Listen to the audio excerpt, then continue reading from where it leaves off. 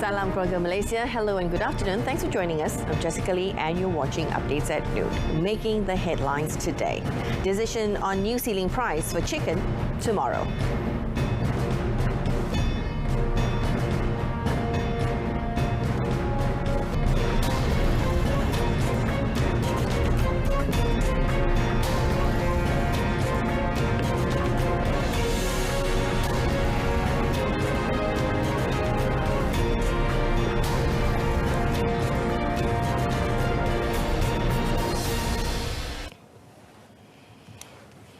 Now, the role of the Domestic Trade and Consumer Affairs Ministry, or KPD and HEP, in determining the ceiling price of chicken in markets is focused on enforcement. The ministry yesterday held an engagement session with industry players of the country's chicken supply chain to determine the new ceiling price for chicken.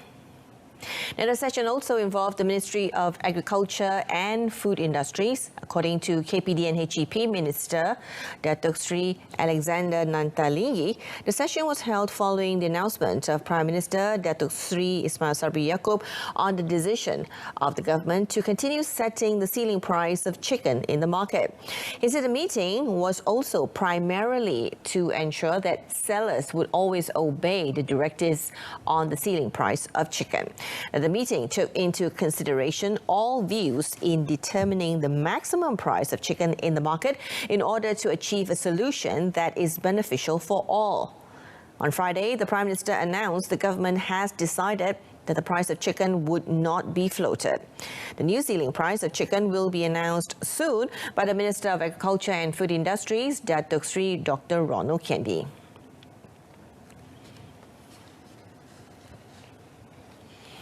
Now, on a related note, Datuk Sri Ismail Sabri said the government did not do a U-turn when announcing that the price of chicken in the market would not be floated.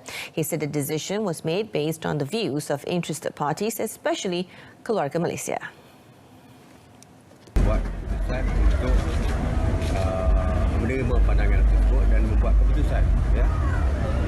Yang pentingnya adalah keputusan itu memberi kebaikan kepada rakyat. Bukan isu UTurn ke apa benda itu tak penting. Ya, kalau yang pentingnya apa yang kita buat tu memberi faedah kepada rakyat. The Premier was commenting on allegations by opposition parties that the decision was a U-turn. The current ceiling price for chicken is scheduled to expire on the 30th of June next Thursday.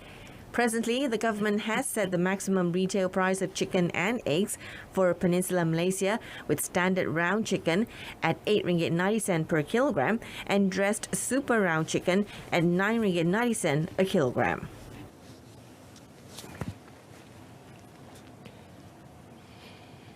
Meanwhile, Agriculture and Food Industries Minister Datuk Sri Dr. Ronald Kendi said the new ceiling price and subsidy rate for chicken will be decided tomorrow in a meeting of the Technical Committee to address national food security issues. According to him, the ceiling price will be decided after factoring in the Bantuan Keluarga Malaysia Cash Aid announced by the Prime Minister. He explained on his Facebook page that the government is always aware and sensitive of the current needs as they continue to strive for the sustainability of chicken supply in the market at affordable prices. The payment of chicken subsidy claims towards breeders amounting to 729.43 million ringgit since the 5th of February has also been expedited and is being carried out smoothly. To date, 4,041 applications of subsidy claims have been approved by the ministry. Yesterday, Datuk Sri Ronald chaired a special meeting with national chicken supply chain industry players to address issues regarding supply and the pricing of chickens. Now, this was made following the government's decision to not float the price of chicken. Domestic Trade and Consumer Affairs, or KPD and HEP Minister Datuk Sri Alexander Nantalingi informed that no complaints nor offences were recorded in Sarawak on the hoarding of controlled items during the 2022 anti-Sorok campaign held from January to June 18 this year. In fact, he said the supply of packaged cooking oil in the state was sufficient and the shortage of supply in some premises was only temporary.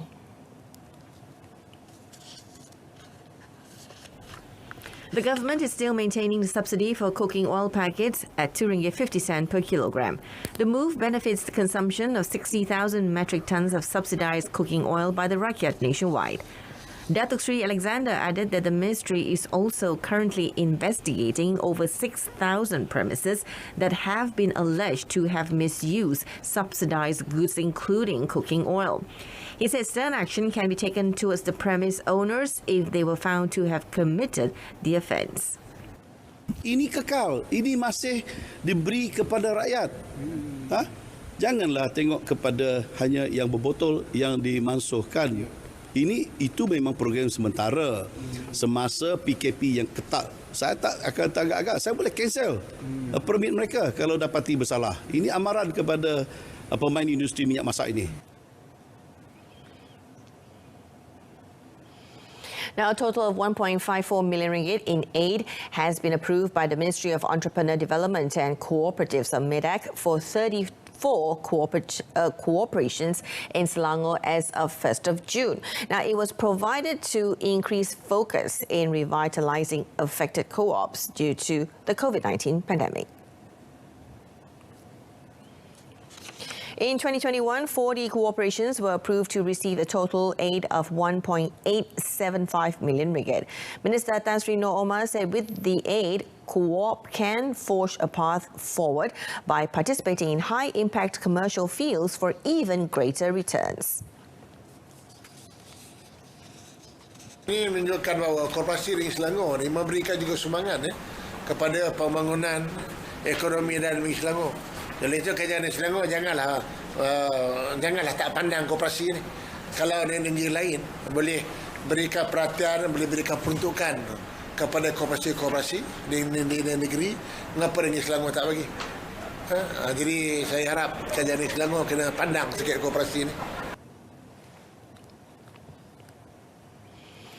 Now, about 3 to 4 road accidents are reported weekly among P-hailing riders in the country. According to Persatuan Penghantar P-hailing Malaysia President Zulhelmi Mansor, fatigue and being tied with the application system are among the leading factors of the accidents. He said apart from that, the lack of awareness on safety is also one of the main causes of accidents involving such riders. Zulhelmi explained that on average, delivery riders work more than 4 hours non-stop to chase trips and bookings until they are tired, and this eventually leads to accidents. Therefore, to curb this worrying trend, a Memorandum of Understanding or MOU between Penghantar and the Malaysian Society for Occupational Safety and Health or MSOSH was signed yesterday. Through the MOU, MSOSH will recognize the Occupational Safety and Health or OSH module. The module was developed collaboratively involving Penghantar, Malaysian Road Safety Research Institute or MIROS, University Technology Mara UITM, and the Social Security Organisation SOCSO. The Ministry of Science, Technology and Innovation, or MOSTI, is targeting 5,000 school students nationwide to participate in the Drone Edu Challenge 4IR this year. The competition, held online, will begin this month and will end in October. Its Minister, Datuk Sri Dr. Adham Baba, said the government welcomes the involvement of new talents in the science, technology, engineering and mathematics or STEM fields. Dapat dilaksanakan melalui kerjasama dengan Kementerian Pendidikan Malaysia supaya STEM ini dapat kita tingkatkan, terutama sekali penyertaan pelajar-pelajar dalam sains 60% ke 40%. MOSTI expected to also include lessons related to the drone industry and technology in the future. Datuk Sri Dr. Adham said his ministry encouraged the inclusion of drone technology in the STEM syllabus.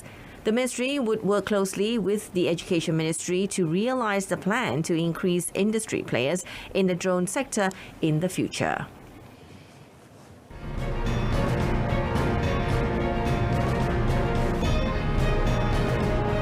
Coming up in sport, NSFC sends Sri Pahang to relegation zone after 3-0 win.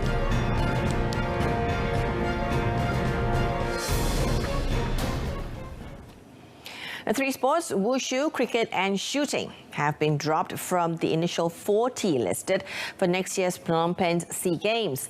Olympic Council of Malaysia, or OCM President Tan Sri Muhammad Norza Zakaria confirmed that they have received appeals from the Wushu Federation of Malaysia, the Malaysia Cricket Association and the National Shooting Association of Malaysia for their events to be included in the Games.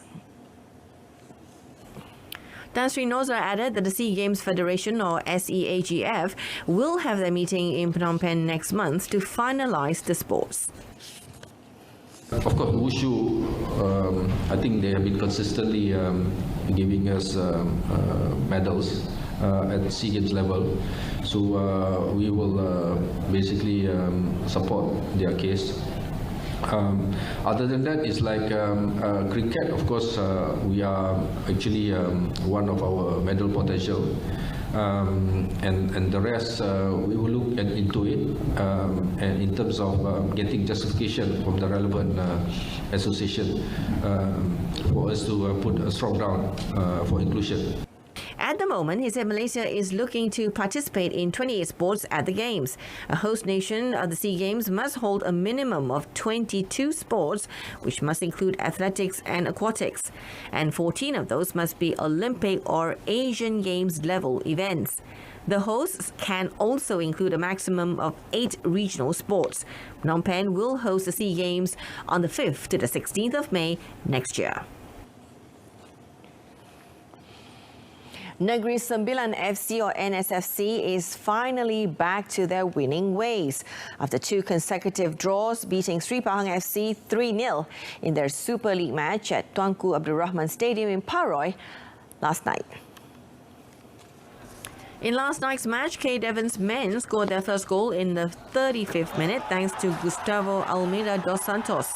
The team went ahead 2-0 when Yasser Armando Pinto Islamic scored 3 minutes after the start of the second half.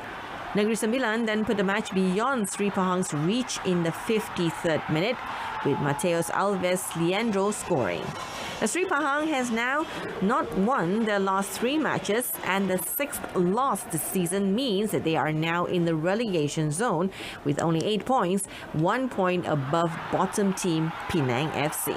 Negeri Sembilan's victory at home is the 5th in 10 matches for the last season's Premier League champions, who are now in second place behind leaders Johor Darul Takzim, or JDT, tied at 19 points each, but with JDT having 3 games in hand. And that's it for this afternoon. In our top story, U.S. Supreme Court overturns Roe versus Wade, ends constitutional right to abortion. Tune into News at 10 coming up at 10 p.m. on saluran Berita RTM on My Free Views channel 123. You can also stream the news by surfing RTM Click. Thank you very much for watching. I'm Jessica Lee.